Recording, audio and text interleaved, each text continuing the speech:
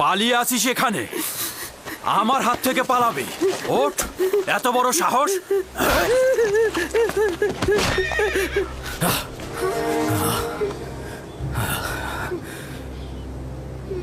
কি হলো আমার? আমার বুকের ভেতরটা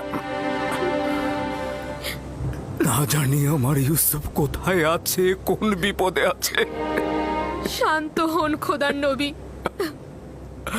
আমার ইউসুফ কোথায় আছে?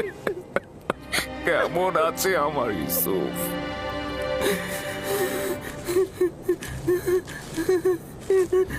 এখন দেখি তুই কি করে পালিয়ে যাস।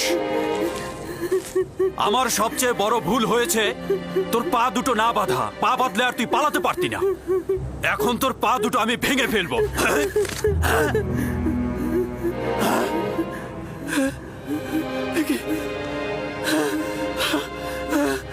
আমার হাত, আমার হাত।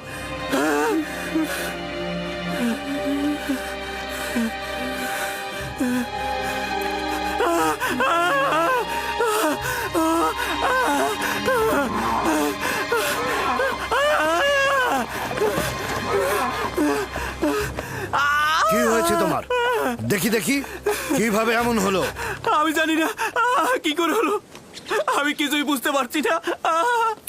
এমনি এমনি তো আর এরকম হওয়ার কথা নয়। ভারী কিছু তুলেছিলে নাকি পাথরে আঘাত করেছিলে? কিভাবে ব্যথা পেলে বলো। কাফেলার পেছনে এসে দেখলাম ওই গোলামটি নেই। তারপরে তাকে খুঁজতে গেলাম, আর তারপরে দেখি ও কবরের পাশে লুকিয়ে লুকিয়ে। ও খুব ব্যথা। আমি রেগে গিয়ে তাকে একবার আঘাত করতে গিয়ে আমার হাতের এই অবস্থা হলো। ওকে আঘাত করার পর এরকম হয়েছে? এত ছোট বাচ্চার কি ক্ষমতা রয়েছে তোমার আঘাত নেবার? চিন্তা করলে না তার কথা তোমার উপর প্রতিশোধ নিতে পারে? ছোট লোক কথা কর। আমরা তো তাকে বিক্রয় করার জন্য নিয়ে যাচ্ছি। এইরকম আঘাত থাকলে আমরা তো কোনো মূল্যই পাবো না। পালিয়েছিলে কেন? আমি পালাইনি। আমার আম্মাজানের মাজার এটা। খোদা হাফেজি করছিলাম।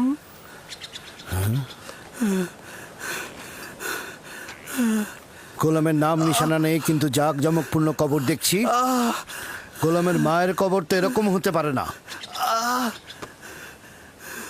তুমি কে বলো তো?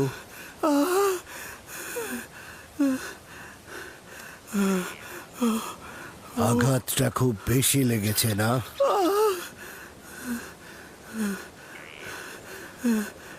তুমি কি জানো তুমি পালিয়ে গেলে ওর উপর কি ঝড়টাই না যেত?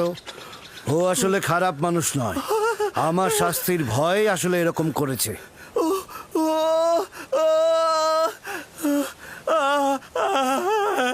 তাকে কি তুমি এখন ঘৃণা করছো? আমাকে ঘৃণা করতে শেখানো হয়নি। সাব্বাস পুত্র। যদি তাকে তুমি ক্ষমা করো তাহলে আমি তোমার বাঁধন খুলে দেব। আমাকে আর আঘাত করবে না তো?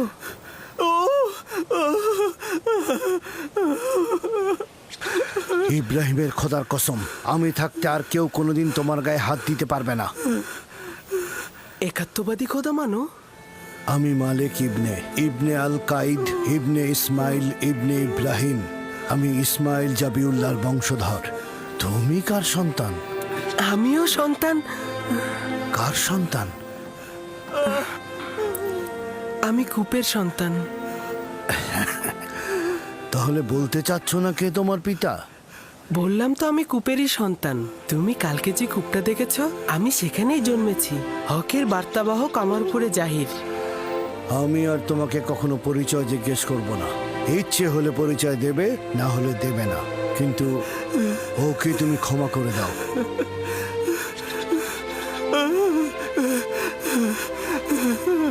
আমি অনেক আগেই তাকে ক্ষমা করে দিয়েছি। সাবাস পুত্র আমার। মায়ের কাছ থেকে বিদায় নাও, আমরা রওনা দেব।